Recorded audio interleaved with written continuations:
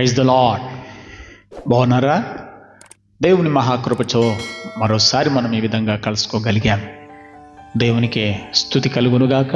మరియు మన రక్షకుడైన యేసుక్రీస్తు పేరట మీకందరికీ శుభములు తెలియజేస్తున్నాం. కీర్తన గ్రంథము 8వ అధ్యాయములోని 2వ వచన ప్రకారంగా, శత్రువులను పగ తీర్చుకొని వారిని మానిపివేయుటకై నీ విరోధులను బట్టి బాలుర యొక్కయు చంటి పిల్లల యొక్కయు స్తుతుల మూలమున నీవు ఒక దుర్గమును స్థాపించి ఉన్నావు. ఈ వాక్య ప్రకారంగా మన జీవితంలో ప్రతి విరోధ భావాన్ని, శత్రువులను, మనకు విరోధంగా క్రియ జరిగిస్తున్నటువంటి ప్రతి పరిస్థితిని జయించగలుగుటకు ప్రభు మనకు శక్తిని అనుగ్రహిస్తూ ఉన్నారు. ధైర్యం తెచ్చుకోండి, నమ్మకం కుదుర్చుకోండి, ప్రభు వైపు చూడండి. ఆయన నీ విరోధులను మాన్పివేస్తున్నాడు.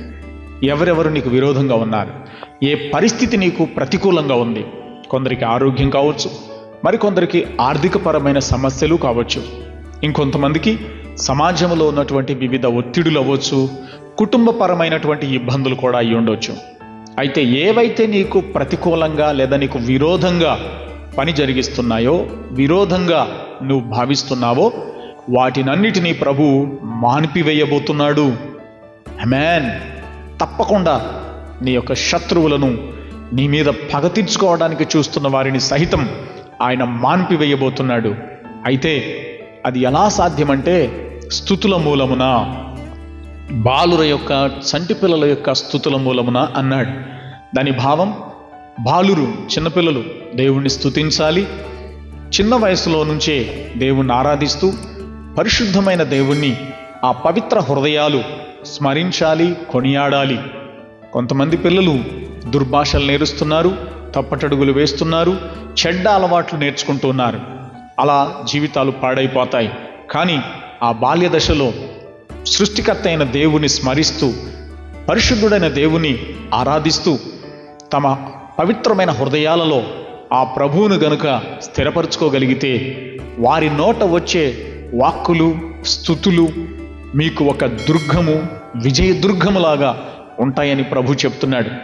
ఇంకా ఆధ్యాత్మిక విషయంలో చూస్తే, బాలురు, చంటిపిల్లలు అనే మాటకి ఆధ్యాత్మికంగా పవిత్రమైన హృదయాలు, నిర్మల హృదయాలు, తగ్గింపు కలిగిన హృదయాలు, వినయ విధేయతలతో కూడినటువంటివి, వినయమైనటువంటి మనస్సు కలిగినటువంటి వారిని ఆ పసిపిల్లలుగా వర్ణించడం జరుగుతూ ఉంది.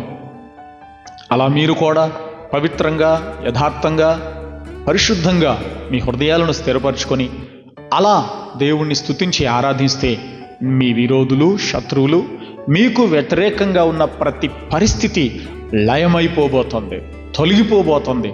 దేవుడు వాటన్నిటి నుండి మీకు జయమునివ్వబోతున్నాడు. కనుక వాటన్నిటి నుండి విడుదల పొందండి, జయం పొందండి, ప్రభు కృపలో వర్ధిల్లండి. ప్రభు మిమ్మల్ని ఆ విధంగా సిద్ధపరచున్నట్లుగా ప్రార్థన చేస్తాను. స్తోత్రం, స్తోత్రం, స్తోత్రం, స్తుతి, స్తుతి, స్తుతి. పరిశుద్ధుడా నీకు వందనాలయ్యా. అయ్యా నీకే స్తుతులు, కృతజ్ఞతా వందనాలు. మిమ్మల్ని స్తుతించుట ద్వారా మా విరోధులను మానిపివేస్తాను అన్నావు, మా శత్రువులను తొలగిస్తాను అన్నావు.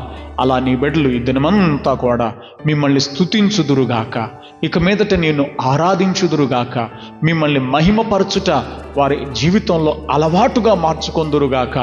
అలా స్తుతించి ఆరాధించి మిమ్మల్ని మహిమపరచుట ద్వారా వారి ప్రతికూలతలు, వారి వ్యతిరేకతలు, వారి విరోధాలు అన్నీ కూడా తొలగిపోవునుగాక. యేసు నామమున వారి విరోధులందరినీ బంధిస్తున్నాను, శత్రువులందరినీ తొలగిస్తున్నాను. వారికి విడుదల, క్షేమము, జయం కలుగునుగాక.